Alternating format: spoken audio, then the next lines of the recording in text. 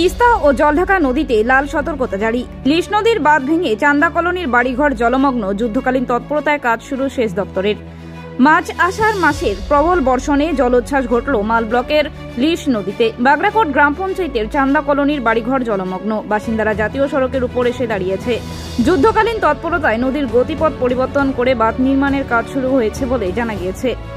সোমবার রাতভর কালিম্পং জেলার পাহাড়ি এলাকায় প্রবল বর্ষণ চলে। সেই বর্ষণে জলধারা লিশ ঘিস সহ বিভিন্ন নদী দিয়ে সমতল অভিমুখে নেমে আসে। সৃষ্টি হয় লিশ নদীতে জলস্ফীতি। প্রবল জলস্রোতের ধাক্কায় লিশ নদীর জাতীয় সড়ক ও রেললাইনের মাঝে থাকা গাইড বাঁধের প্রায় 20 থেকে 25 মিটার অংশ ভেঙে মঙ্গলবার সকালে জলস্রোত ঢুকে পড়ে চান্দা কলোনিতে। বাড়িঘর জলমগ্ন হয়ে পড়ে। বাসিন্দারা জাতীয় সড়কের উপর উঠে আসে। লিশ নদীর জলস্রোত চান্দা কলোনিকে ডুবিয়ে পাশের ছোট ভুলিয়া ঝোড়াতে এসে পড়ে। জাতীয় সড়কের নিচে ঝোড়া ছোট প্রবাহ দিয়ে বইতে শুরু। এতে জাতীয় সড়কের পাশে জল জমে সড়ক ক্ষতির সম্ভাবনা দেখা দেয়। পরিস্থিতি বুঝে যুদ্ধকালীন তৎপরতায় নদীর গতিপথ ঘুরিয়ে মূল স্রোতে ফিরিয়ে আনার কাজ শুরু হয়। কয়েকটি পকলিং মেশিন ও জেসিবি মেশিনের সাহায্যে চ্যানেল ফেটে নদীর গতিপথ ঘুরিয়ে মূল স্রোতে ফিরিয়ে আনার কাজ শুরু হয়েছে। পাশাপাশি বাঁধের ভাঙা অংশে লোহার জাল ও পাথর দিয়ে দ্রুত গতিতে মেরামতের কাজ শুরু হয়েছে। জানা গিয়েছে দুপুরে বাগড়াকোটের নদীর গতিপথ মূল স্রোতে ফিরিয়ে আনার কাজ শুরু হয়েছে। দরকার হলে আরো জেসিবি নামানো হবে বলে জেলা সেচ দপ্তর তরফে জানানো হয়েছে। নদীর গতিপথ ঘুরিয়ে তারপর জাল ও পাথর দিয়ে বাঁধ মেরামতের কাজও এখন শুরু হয় বিকাল নাগাদ। এদিকে সকাল থেকে পাহাড় ও সমতল জুড়ে চলছে বৃষ্টি। উদ্বিগ্ন হয়ে পড়েছে নদীর পাড়ের মানুষজন। सुबह हुआ था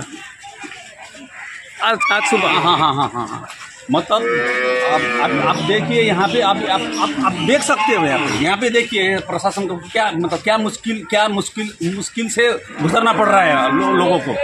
ये हम चाहते हैं कि हम मीडिया के थ्रू मतलब बहुत आगे तक जाना चाहिए। बात बहुत आगे तक जाना चाहिए। ये बात बहुत आगे तक जाना चाहिए। आपका नाम? हम चाहते बद्री प्रसाद शर्मा। अहिलेसम्म हेर्नु नानीलाई ज्वरो आएको लुगा पनि लाउनु पाएको छैन हामीले हेर्नु यहाँ।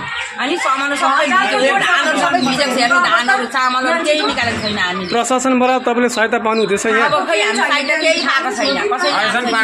घरको सामान के आफै लानुहुँदैछ तपाईँहरू? आफैले निकाल्दै साथी उभ्यो भाइहरूले। बाहिरको भाइहरू आएर मद्दत गर्नु। गाईहरू सब बाटोमा छ। कति पानी छ त तपाईँको? हामी जानु सकेको छैनौँ। त्यहाँ घरमा सामान छ तपाईँहरूको? सामान छ त घरमा। कति सामान सबै गाई बस्तुहरू चाहिँ बाटोमा कुखुरा सबै मर्यो। हेर्नु सबै कुखुराहरू। तपाईँको नाम? शान्ति छेत्री।